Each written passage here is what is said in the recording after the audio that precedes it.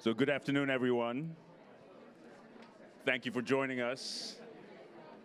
I'm going to start off by saying that transportation is an enabler. It's the means by which we integrate the global economy, and it serves to connect people and to connect markets.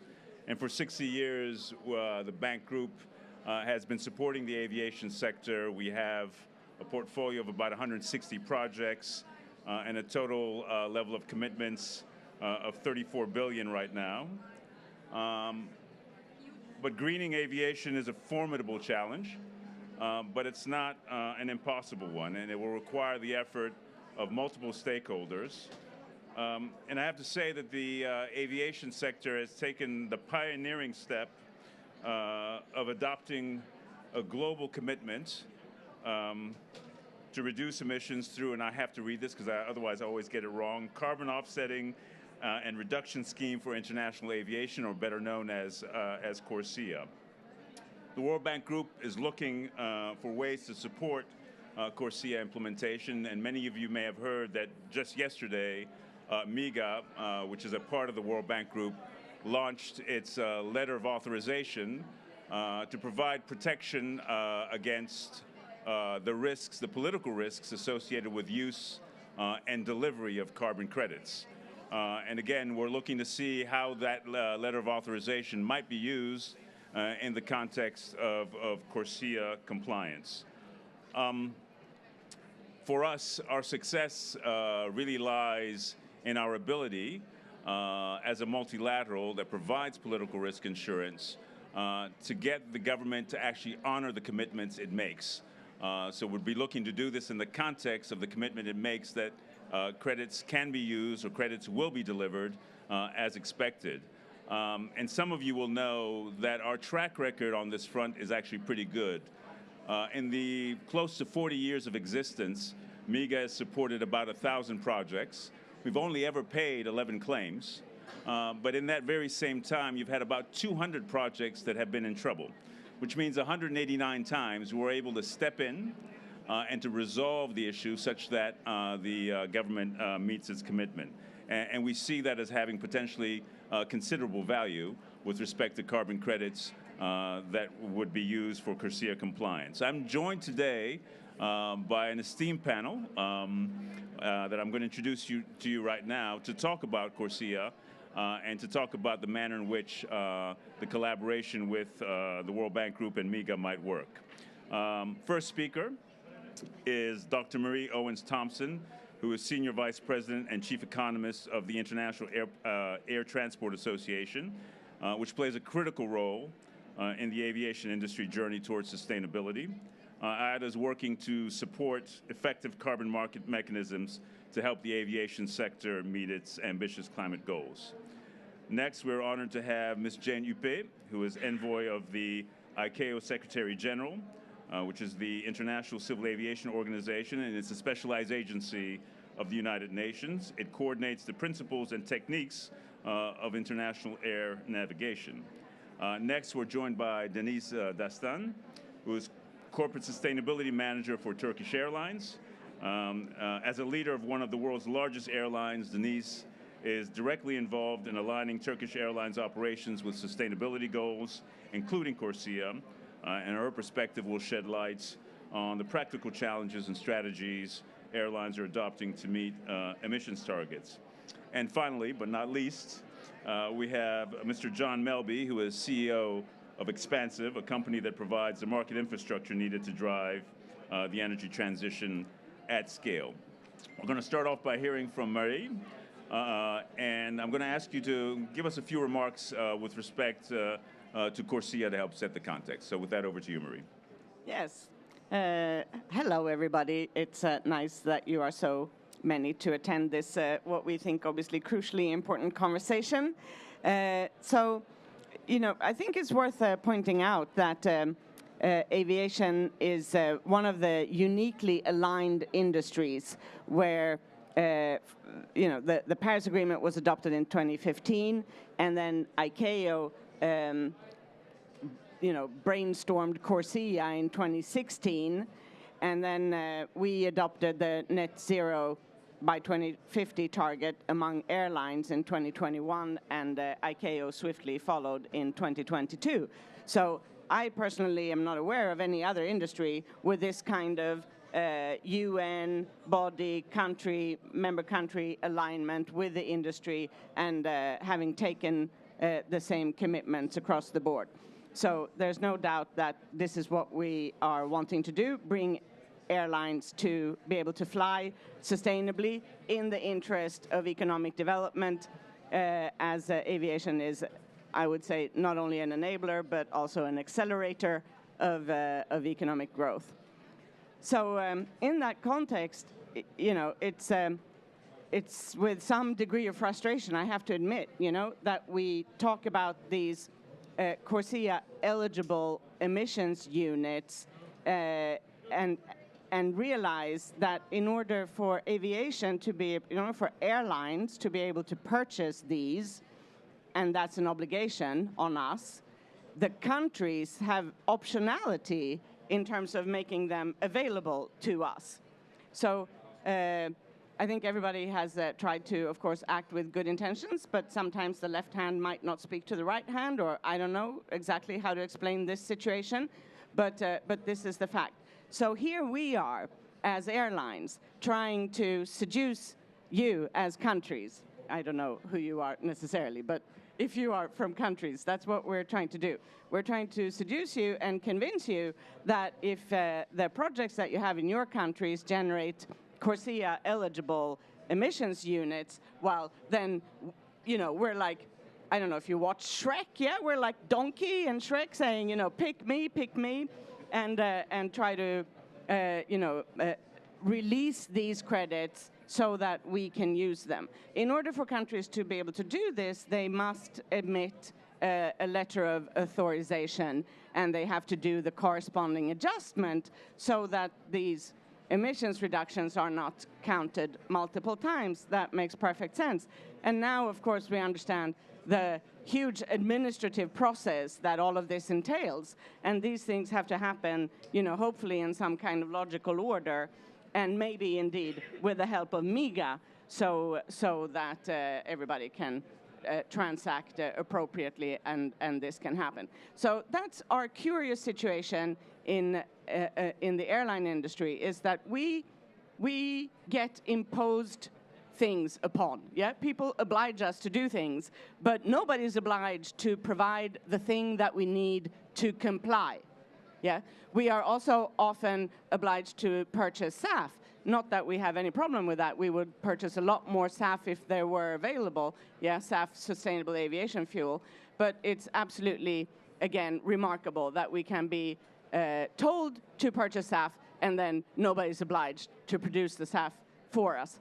So we have huge compliance anxiety. We are really keen to comply, and we are here to tell everybody that that if we can help you and facilitate all of us together, help facilitate the release of these credits, then that will go a very long way to address the issues that we are facing in the air transportation industry.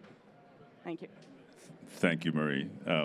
Having heard now about CORSIA anxiety, Jane, I'm going to turn to you to give us a sense of what's the status of CORSIA implementation and what do you see as being the challenges.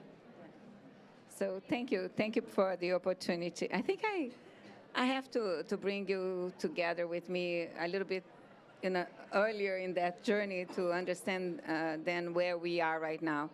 So we 2 years ago we had the alignment of the goal for aviation with the temperature goals of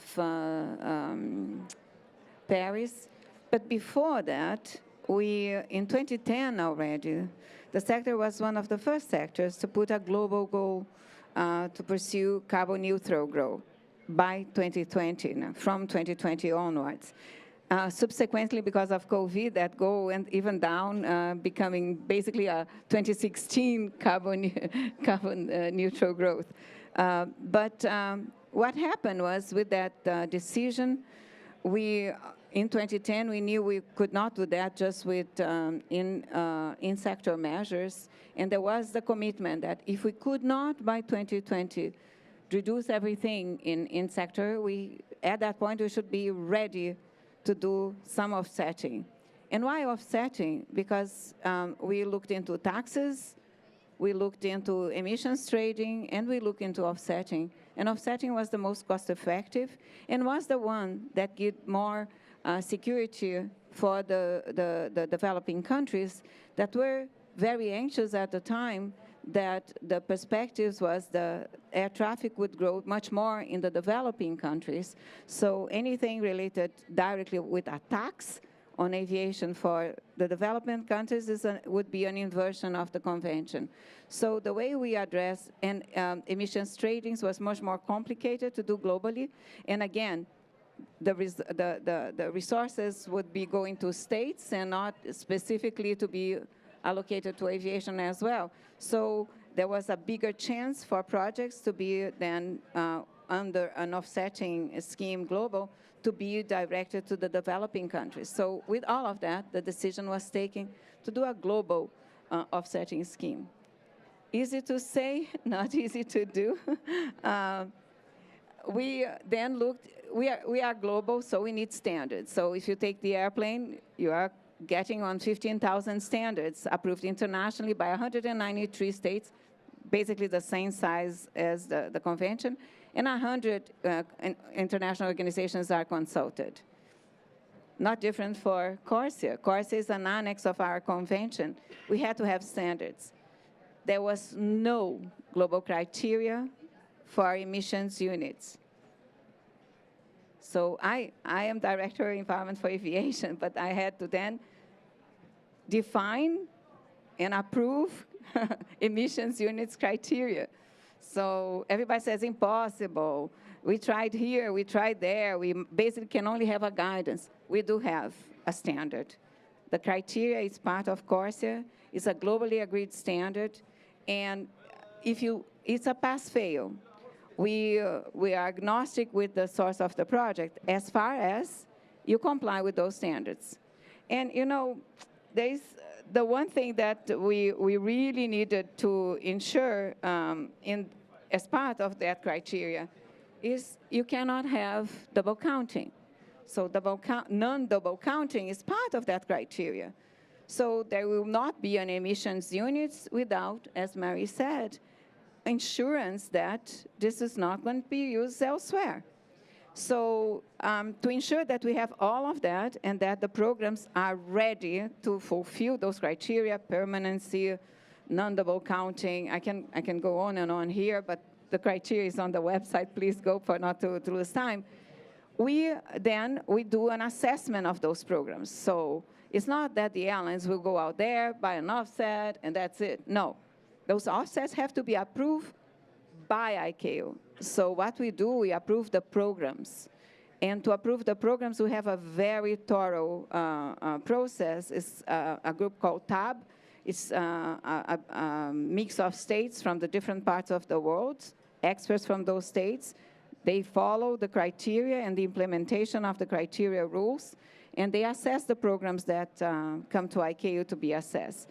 And the good thing is we have done a lot of work. People have a lot of trust in our assessment. So the CORSIA criteria, sorry, Marie, because they are better, they are a little bit more expensive as well.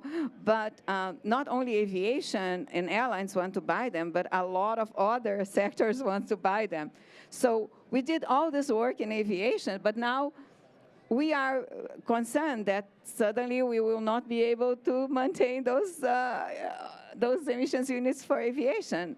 Number one, because there is a lot of people interested. Number two, because we are having trouble with the authorization of the states to ensure that this is available for CORSIA, that is not going to be used into their NDCs. So we see with a lot, so every program has to ensure the non-double counting. MIGA is one of the ways they have to ensure. They can find other forms of ensuring, but we are extremely pleased to have the World Bank behind of one of the ways that those programs have to ensure because of the track record that they have. So for us, because we are so picky and so dedicated for the quality and the integrity of those units, we also want that to be having the chance to be insured in a way that is also with the same track record. So basically, that's what we are doing, so that you have an idea of the implementation. For you to do CORSIA, you have to, of course, measure the emissions of the international aviation. So since 2019, 5 years in a row, every single airline flying on an international route has to do its inventory of CO2 emissions. That is verified by a third party that is sent to their states where they are registered. The state, if they have more operators, put that together and sends to ICAO. ICAO put all of that together and gives the number of emissions from international aviation. For you to have an idea of the compliance and the success of our MRV, that is third-party verified, I have to repeat that a 1,000 times.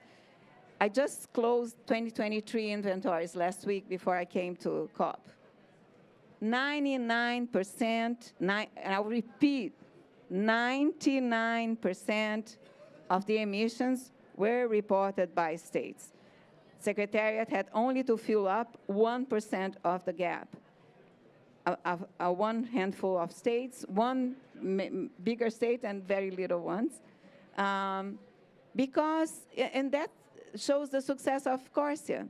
So we right now on the market, we have, through that assessment in ICAO, we have already 6 big programs approved under CORSIA for the first phase. And look, for the next phase, where we are really starting the offsetting, because you remember COVID went down, so we are back on track on the levels from COVID, so next year is the time to offset.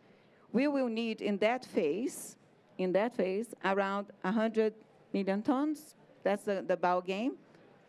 We have, under those projects, around 1 million tons already, around 1 million. But see, not everything will go to aviation. We have no idea how many will go to aviation, and we don't know how many will get authorization.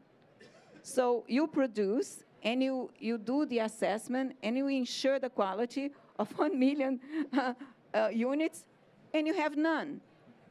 So that entire effort is being jeopardized by lack of a final decision. So we are really looking forward and asking for help here for that to be clarified, for that to progress, because we want to take action. We have everything done. Our states have taken their stand. We have all the regulatory framework. We are reviewing everything. We are ensuring the quality. The World Bank is ready to put the insurance so that we do have, that verified and reassured for the programs. The market is ready. We need a decision. So my call here is, guys, let's wrap that up. Let's decide. Let's make it in a way that we can have the market flourish and with good quality of offsets being offered to the airlines, because they want to buy those offsets and they need that decision, right? So I think at that point I would park here. No, thank you very much, Jane, both for the historical perspective as well as a sense of what the challenges are that are being faced.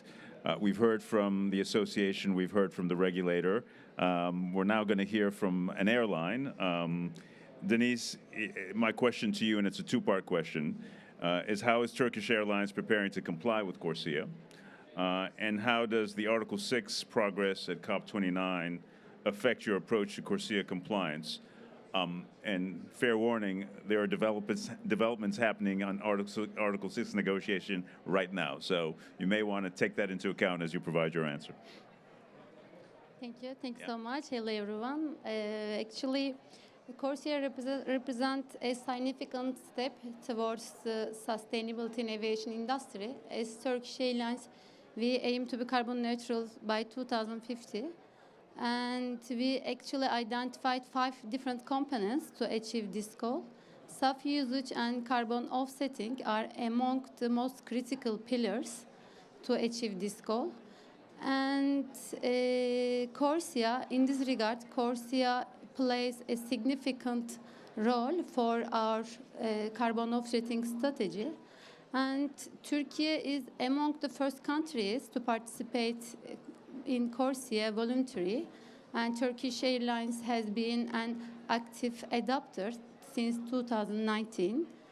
As we navigate CORSIA compliance, our approach based on two components, an accurate monitoring, reporting, and verification process, and well-defined offset strategy. Our MRV process is sensitive, beginning with actually accurate data collection. And once gathered, our emission report is verified by the independent verification company before we submit it our Turkish DGCA authority. Since 2019, we developed a substantial experience with this process, and that ensuring that our emission report both systematic and also fully compliant with the CORSIA requirements. In addition to maintaining a robust MRV process, we are actively focused on shaping our effective offsetting strategy, but the voluntary carbon market remains volatile, especially demand pressures coupled with wide price range projections. Uncertainties are increasing. Therefore, we are closely monitoring market developments, market dynamics, and regulatory developments to be ready to take action. Furthermore, we are exploring to develop our own carbon projects that could generate carbon emission reduction unit.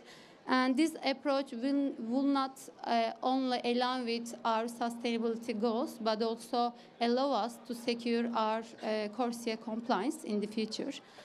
And when we talk about challenge in this process, as we all accept, CORSIA is a global market measure adopted by ICAO, participating individual states.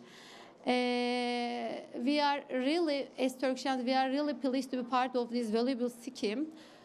But considering our aggressive growth rates, CORSIA will bring us a massive carbon offset requirements and a high cost. And it will not easy to cover this cost airline by own, so the government support is very valuable. And also government support is needed to develop a new carbon project eligible with CORSIA. And the other issue is SAF usage, especially as we all know, SAF is a most prominent element to achieve our long-term emission reduction target. However, CORSIA only accepts CORSIA eligible fuels, which are not widespreadly available in the market currently. Considering that SAF is 3 to 4 times higher prices than conventional jet fuels, it is very important to use its environmental benefits under the mechanism, especially CORSIA. So fuel suppliers should encourage produce more SAF and make certified from ICAO-approved certification types. And lastly, 129 states will participate CORSIA at the beginning of 2025, but there are only 62 independent verified companies globally. And since the process deadline is critical for all of us, and mostly all airlines get the verification the same period, so we need actually more accredited independent verification company to do more smoother for this process for the airlines. And I can also mention about Article 6 progress. Actually, as Jane stated, six standards are approved by ICAO as a CORSIA eligible units. But over the next years, CORSIA Phase 1 supply may be constrained. Besides, there are additional challenges obtaining corresponding adjustment from host countries and mitigating political risk associated with this adjustment. Currently, as reported, there are only 7 million tons of available CORSIA eligible units, while IATA projects the demand could be reach up 162 million staff by 2026. Even with the new inclusion of new standards from Gold, Verra, and others, significant challenges remain. So we are monitoring closely ICAO's final decision on CORSIA eligible units. While ICAO's decision on CORSIA eligible units have affect supply and scale, states' adaptation and implementation operational rules of Article 6 will actually shape pathways and effectiveness of equal opportunities for airlines, CORSIA compliance. And as we know, it is very actually good news for all of us. At COP29, the new operational standards for a mechanism under Article 6 have finally officially adopted. This is a positive development, providing a clearer path forward for airlines. Yet there are still remaining some challenges and also concerns. Implementation of these standards and host countries' commitment to conduct corresponding adjustment to avoid double claiming are essential to address airlines' concerns. And to comply with the CORSIA in a risk-free way, corresponding adjustments are required for the carbon offset purchased from the international market. But corresponding adjustment require letter of authorization in order to use the rights of these credits under any scheme. However, obtaining this letter of authorization can be time-consuming and high costly for the airlines. And some countries' requirements and standards differ from each other. And this adds complexity and uncertainty, potentially delaying an airline ability to obtaining carbon credits. And states play a crucial role in determining effectiveness of CORSIA. A streamlined authorization process and standardized national standards would be beneficial for the airlines. And despite the progress on Article 6 have set rules on some issues, significant elements on implementation remain unsolved, such as transparency requirements and bilateral trade between countries and lack of a mandatory registry. But we are optimistic that the advancements under the Article 6 will enhance CORSIA structure and enable to airline take concentrated action and manage their CORSIA financial related risk more effectively. Thank you. Thank you, Denise. John, we're going to turn to you now and give us a sense of how technology solutions are supporting CORSIA compliance, and equally important, at least from our perspective, give a sense of the impact that guarantees could have on trading volumes on exchange. With that, over to you. Yeah, absolutely. I guess the first thing I'd like to say is the airline industry, IATA, ICAO, really have been massive leaders in the development of offset markets or credit-based markets. Can't overstate the impact it has had in the pilot phase on the ability for people to feel comfortable buying credits. So moving into the first phase, the actual compliance phase, is one of the main highlights as you look at how these markets are going to scale. And our company, Expansive, our mission is to help scale the world's energy transition, and I think we're aligned in that. So incredibly important to see and watch that happen. So the addition of Verra, the standard bodies, Verra, ACR, the climate action reserve, in addition to gold standard, coming in as a major step forward. And then as we start to look at the ability to tag, so our company provides market infrastructure. We have a platform we call Expansive Connect that enables people to connect into and tag things. So for instance, the insurance wrapper that's on it, or is it compliant in a country? And last year, that platform had 400 million tons of carbon go across it. Think about that, 400 million. The whole world retired less than 200 million. So it has become a real on-ramp and off-ramp for that marketplace.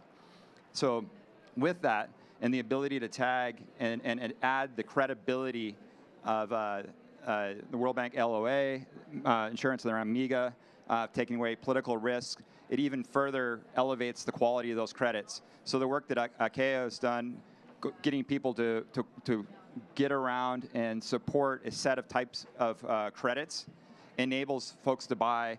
It may drive up the price and shorten supply in the near term, but in the long term, it provides a catalyst and a way in which to create standardized contracts. Standardized contracts allow forward curves.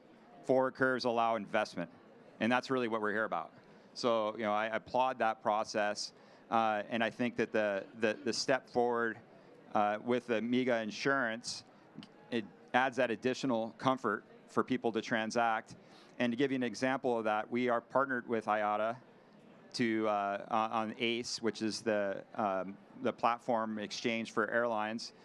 Recently announced an auction with ACE and the government of Guyana and Macquarie to launch, and you had double-digit number of airlines that were not already in the program come on the program. So people are looking, trying to find those high-quality credits, are interested in acting in the marketplace.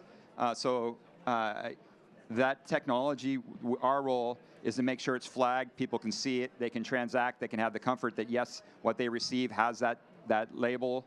But the work that the folks are doing here on the platform, all the way from the World Bank's leadership and providing that insurance wrapper to the airline stepping up and ICAO helping define what qualifies is really what can unlock investment in the credit space. Thank you, John. Apparently, you've prompted a thought in Jane's mind. She wants to come in, so I'm going to let Jane come in next, but then I want to open it up to the audience and see if you have any questions for our panelists. With that, Jane, go ahead. It's building upon a little bit what Denise has said, in terms of the verifiers, together with everything we have put together in ICAO, there was this limitation for the verifiers for CORSIA, because it's a very specific issue that they have to do. They had to learn about CORSIA to be able to verify CORSIA. So it's not any verifier, it's a verifier accredited to verify CORSIA. So just to say, if anybody's interested, we have a course. We have put together a course for verifiers together with the verification bodies to enable people that are interested in becoming verifiers for CORSIA to come and be trained to be verifiers. So just saying, folks, look into the catalogs of ICAO. I'm not selling anything, but we need more verifiers. And some of you might be experts in that area that can be interested. The second thing I would like to say is that, that was a very tough process to approve the units. And some of those programs that were well-established programs came, and it was a red. And they got even surprised how come we did not pass the ICAO criteria. And at the end, we were so happy with the process, because some of those programs, they heard what was the problem that we had with the program, what were the criteria that they were missing to comply with, and those programs went away. They resolved those issues, came back, and many of them then were approved. So we were able, in a tangent way, to improve the quality of many of those programs in the market. And that has raised the bar in many. So I'm saying that because many of those scrummers came back to ICAO and saying, thank you. We did not see that before with the program, and now we have a much better product to offer in the market. So that really increased our value. So I wanted to highlight that because sometimes people see this pass-fail saying, oh, my program did not pass. But when your program passes, it has this very good stamp of quality that will really lead you to have a better market price, more trust in the market. And we don't want anything that would taint one of the international the airlines flying internationally on greenwashing, because that taints the program. And CORSIA is a very robust and environmental and a program with environmental integrity. And so when I hear anyone saying any platforms, oh, but offsets don't have this, please don't generalize. Please look, it's such a hard work to get to the point and the quality we have reached with those offsets. So when people just generalize and put CORSIA in that mix, we get really upset because it's just not fair. So please, anyone that has questions about it, come and talk to us. We'll be happy to talk. We have more than 300 questions and answers on CORSIA on the website for you to go through. So please look at it before anything. Thank you. All right. Speaking of questions, I can see hands going up already. The lady to my left here, there's a gentleman with glasses in the second row over there, and then the gentleman up front. We'll take them in that order. Go ahead, please. Introduce yourself. Yeah. Hi, I'm Rebecca from Carbon Pulse. I was wondering, question to Jane, what the impact of Trump winning the U.S. elections would have on CORSIA, because if U.S. doesn't implement CORSIA, then it means maybe the EU will pull out. China might not participate. So I'm just wondering, yeah, what do you see happening? Thank you. Let's take a series of questions. Did you catch that? Yeah, okay. The gentleman back there, please. Hi, my name is Naveed, and I'm from Seagrass, and we help governments build capacity around understanding their NDCs and things like this. Actually, the question is, Theobis, to you, because we talk about MEGA guarantee. So yes, it's a guarantee if the LOA does it goes to the CA, if that's the guarantee we're talking about. But do you have, like, what is the conditions? Why issue a CA? That we would need to have these kind of guarantees in place? Are we thinking about how to equip the countries in meeting their NDCs and still be able to issue credits that can be used for CORSIA? Thank you, Naveed. And then the gentleman up front. Yeah, Brett Orlando from Bank of America. My question was, it was mentioned at the outset that a number of countries have signed up, well, have handed down this obligation, but there's no obligation to supply.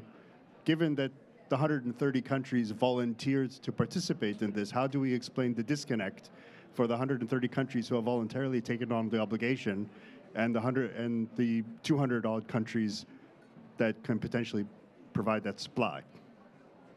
Okay, thank you. Jane, we'll have you go first. Marie, if you don't mind taking that last question, I'm going to take the prerogative of being the panelist and go last, okay? So Jane, please, over to you. So we are a UN agency. I would not really feel comfortable in commenting a specific state potential action or not. What I can say is that the U.S. has been extremely supported of CORSIA, was one of the ones really pushing. You know, it's one of the biggest aviation markets for international aviation is the U.S. For the airlines of the U.S., they need that harmonization. You know, the CORSIA scheme came when we saw the growth of so many disparative measures everywhere, and that's the worst thing you can do. You go in one state's a tax, you want a state's an emissions trading, or another state's a da-da-da, when it's not all together with the same, in the same unit of CO2. So that's why a global market was called for in ICAO. That's why we embarked in doing all of that, because our states requested that. And the US was very supportive. The airlines were very supportive. CORSIA has been in place in the different governments in the US. So the previous Trump government went through with CORSIA being implemented. So our expectation is that this continues to be the same. not that is de-linked to the UNFCCC process, but that's a very specific sector that has put forward a very specific measures that has connection with reductions. So we are positive that the CORSIA will continue to go on, because that was our experience in the past time we had the same government.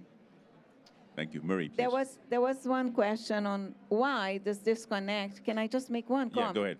You see, let me tell you something. You might be able to need to buy soap, okay?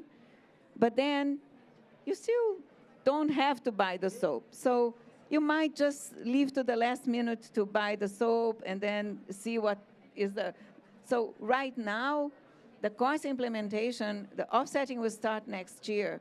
A few of those programs have not issued CORSIA units per se, although they are, you know, I just said, we need 100. We'll have 1 billion that could do the trick, now that could be eligible. Now they have to become CORSIA eligible units, and that, I think the pressure now in the governments to issue these authorizations will be bigger. And I think there was, all those governments were in that expectation also with the Paris Article 6 to see where is that going, where is that. So all of that made that a little bit not the best, let's say, environment for all of that to happen. So you have states like Guyana has issued, but you know, states were in a waiting, and I still are in this waiting pattern. And I think that's why we are saying, let's move, let's move. Thank you. Marie, please. Yeah, on that same note. So I used to work for Merrill Lynch, by the way. So hi. And I think, and obviously this is my pure personal speculation, yeah, but I look at this scenario and I feel like this is the left hand not knowing what the right hand has been doing. So the obligation, which we welcome, comes from ICAO. All the same countries that are part of ICAO, which is the UN body for international civil aviation, are the same countries that are present here at this piece of climate infrastructure, right? But they're maybe not the same people, yeah? So I feel that there's a huge lack of awareness among this group, no disrespect, yeah? Just lack of awareness among this group that this obligation exists, and therefore not a realization of how absolutely imperative and necessary this is for us. Yeah, there you go. And then I just wanted to call out, yeah, for liquid, open, and transparent markets. Yeah, that's what we want. We want liquid, open, and transparent markets, and that's how we can get the best efficient carbon pricing in the global economy. Yeah, so we are here to buy whatever comes onto these markets, whether it's CORSIA or whether it's SAF, we're here to buy it. But if it doesn't come onto the market, we can't. So that's what we need your help with. Thank you. So Naveed, to answer your question, there is a broader engagement with governments that is undertaken by the World Bank Group. There's an entire policy package that we've put together to support countries in their pursuit of monetizing their carbon assets. And as part of that, there certainly will be capacity building. There will be assistance in terms of building the infrastructure necessary for the sale of carbon assets. All that notwithstanding, there still remains the risk of the political risk that credits that one has acquired for use that right is revoked or the credits are not delivered. And it's that particular risk that we are prepared to cover. And that will happen even with all the capacity building one might do. Keep in mind, governments change. You know, your recognition of what you may need to do in terms of corresponding adjustment over a period of time may result in you considering whether or not you want to revoke some of these rights that you've extended. And it's in that particular space that we would play a role. But there is certainly a broader engagement with governments to build capacity and to provide policy advice around carbon credits. I think we have time potentially for one more question, and then we do have to wrap it up because I believe there's a panel after us. Wow. Oh, you want a second bite at the apple? Let's see if there's somebody else first. All right. Go ahead. I'm just, again, a question probably for Jane. What do you think about the EU adding its own criteria for credits for CORSIA? I didn't catch it that time either. The EU has added criteria for EUs for eligible units under CORSIA. So what do you think about that? Again, we definitely do not comment on any state-specific legislation or, the EU ETS is more related to their internal market. I can guarantee to you that the discussion on the criteria took place in the most democratic way possible, having the input of the best experts in the market, input from states, developing states experts, the industry, the market specialists themselves, and NGOs were the biggest part of that discussion. And we came to the conclusion that with those criteria, we will not start being secluding any kinds of units. So it's like that. We are agnostic. I'm not here to say to a program to use this or that as a source of their units. As far as prove me that you are environmentally sound. If you can prove me, permanency, no double counting, blah, blah, blah, fine with me. Fine with me. We are not in ICAO in a situation where we are excluding sectors or doing. So for us, as we do for SAF, we are agnostic on the feedstock. Prove us that you pass the criteria, that you are environmental, you have environmental integrity. So for us, those criteria fully fulfill what we need for ensuring environmental integrity. So if someone adds something that excludes, or that's, I think it's a decision by a state or by a region. They have their own reasons to do so. Murray, 20 seconds. Yes, I feel that I can call them out, and say that it's outrageous. Yeah, that's outrageous. Why is it outrageous? It's outrageous because they're part of ICAO, So this, I don't know, are these the same people again? Do they speak to each other? I don't know.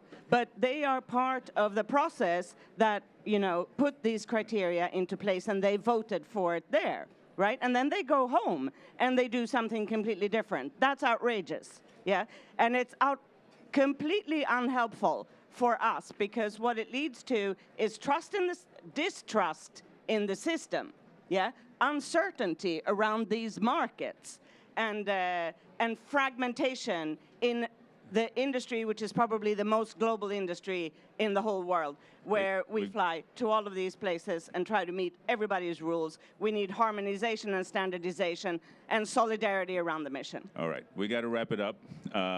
Let me say, I really want to commend you and the sector for setting standards, because standards matter for quality, and they matter for depth, and they matter for liquidity. And if that's what we're driving towards, and John and I commend you for that, because I really think that we need to do all that we can to increase the trading volumes, and standards will make the difference. And we want to play our part in supporting that standardization effort. Thank you very much to the panel. Please give them a round of applause.